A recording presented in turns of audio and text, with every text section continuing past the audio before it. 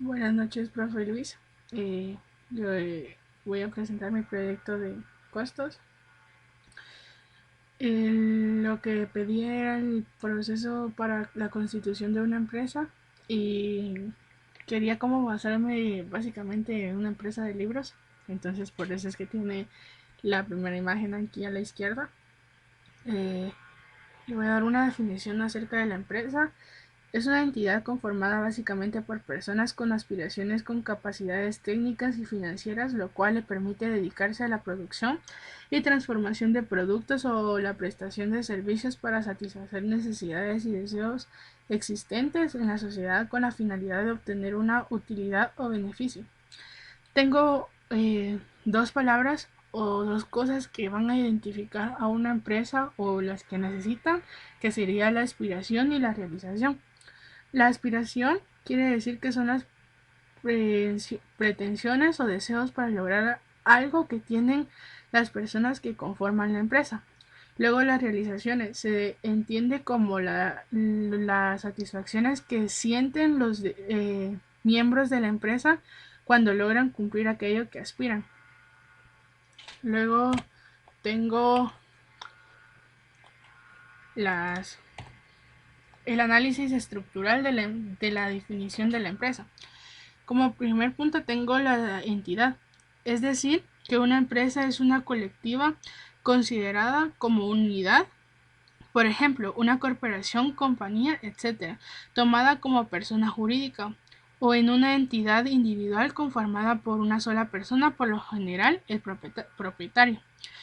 Luego tengo el elemento humano. Se refiere a que toda empresa está conformada por personas que trabajan y realizan inversiones para el desarrollo.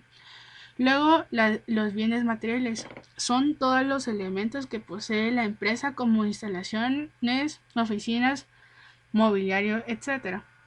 Capacidad técnica es el conjunto de conocimientos y habilidades que poseen los miembros de la empresa para realizar o ejecutar una actividad.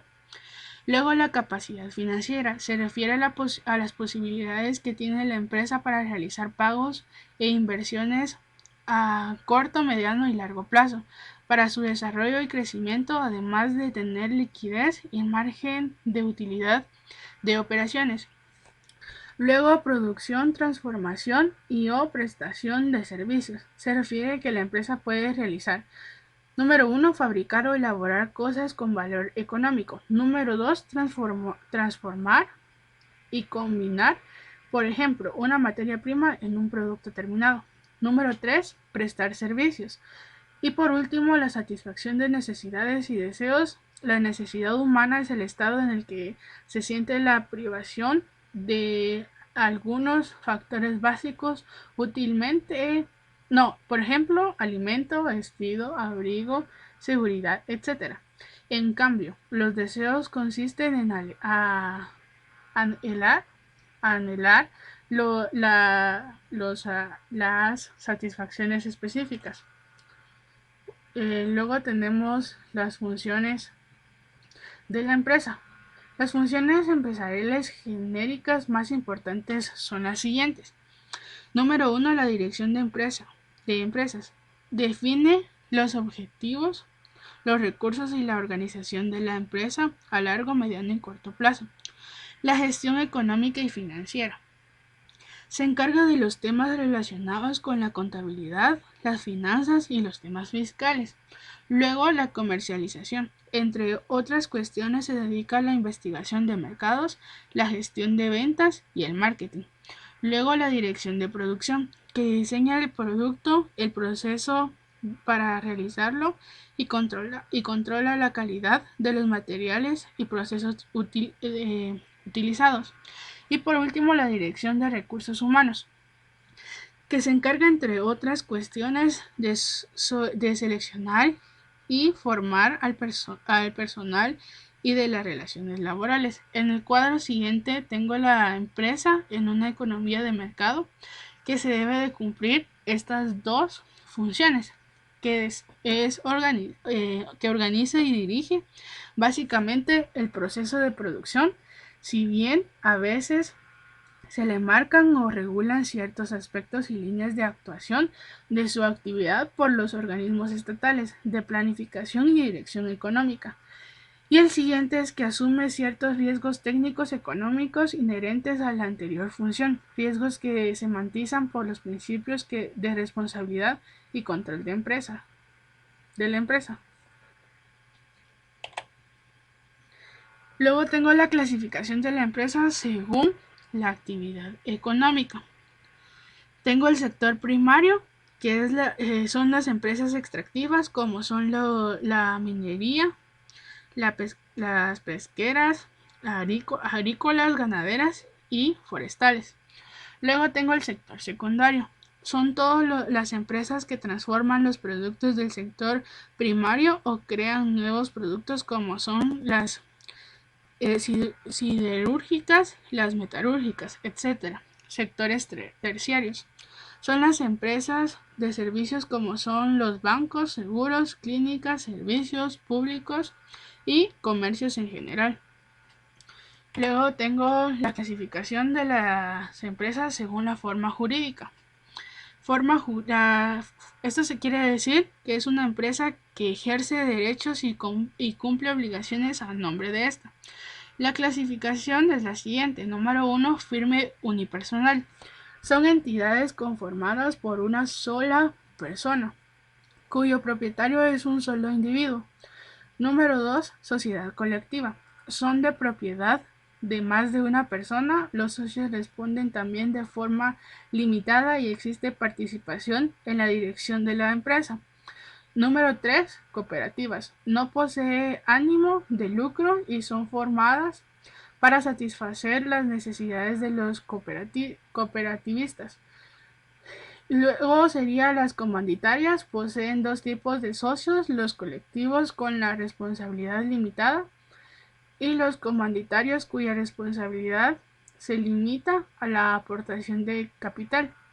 Luego, la sociedad de responsabilidad limitada. Los socios propietarios de estas empresas tienen la característica de asumir una responsabilidad limitada, respondiendo solo por capital.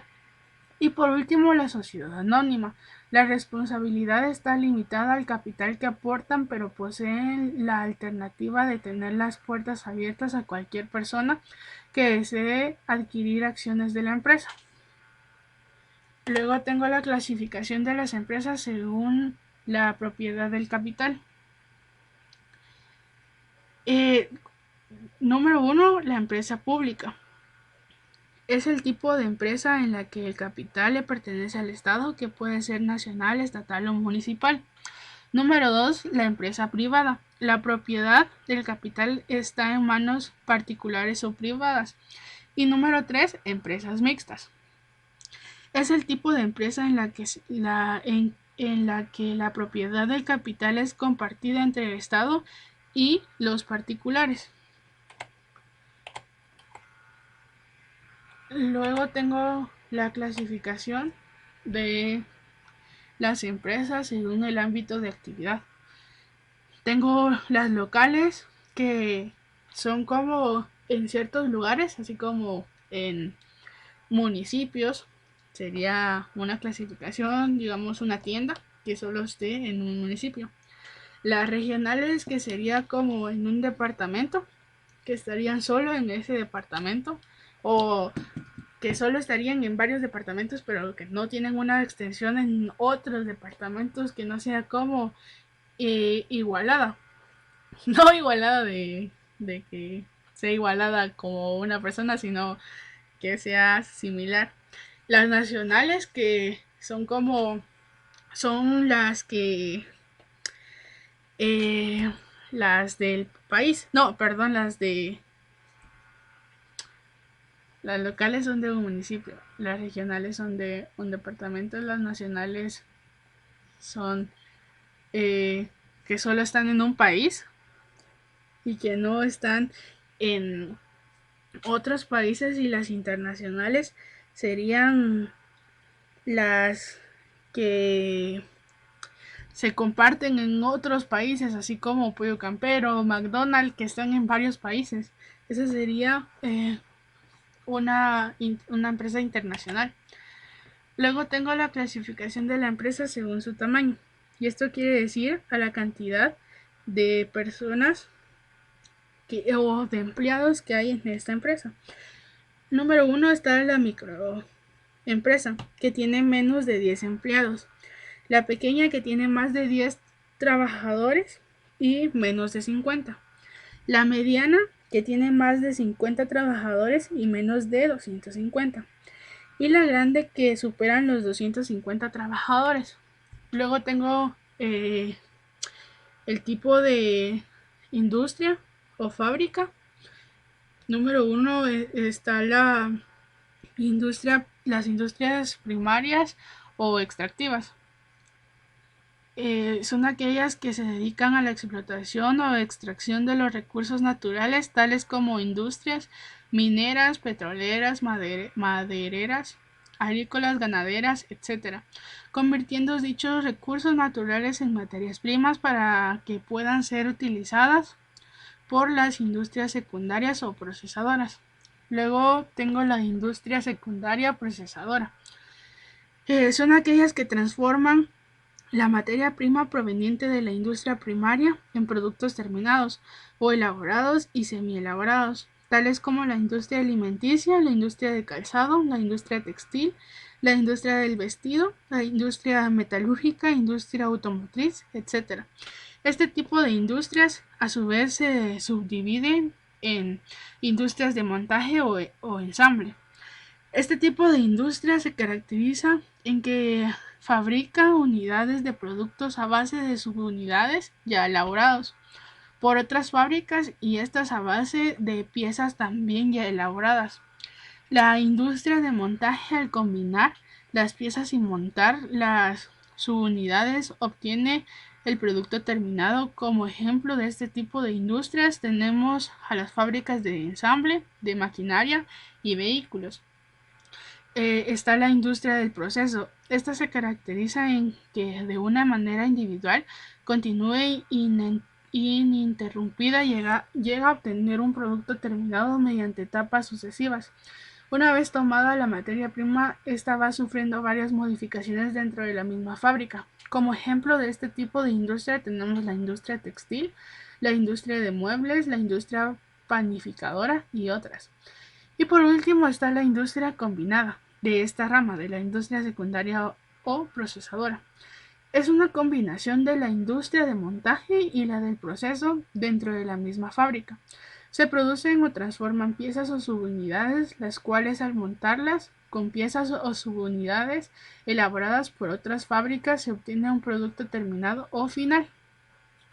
Y por último, el último tipo de industria es la industria terciaria o de servicio.